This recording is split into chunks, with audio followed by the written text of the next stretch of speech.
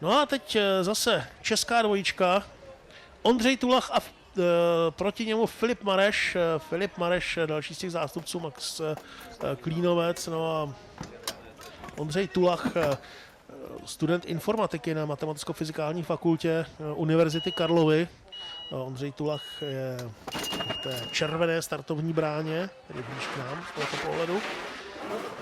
Měl dobrý začátek sezony, ale bohužel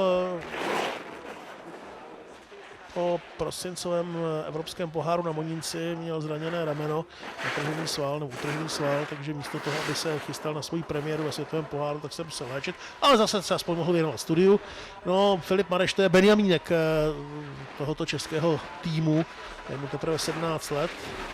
A je to pro něj taky premiéra ve světovém poháru. Ondřej Tulach je na tom lépe a škoda, 17. místo znamená, že už teď ví, že se nepodívá do druhé fáze kvalifikace. Na to nemusí mít Matfis, aby si tohle dokázal spočítat. Ale je to samozřejmě kombinace náročného sportu s extrémně náročnou školou.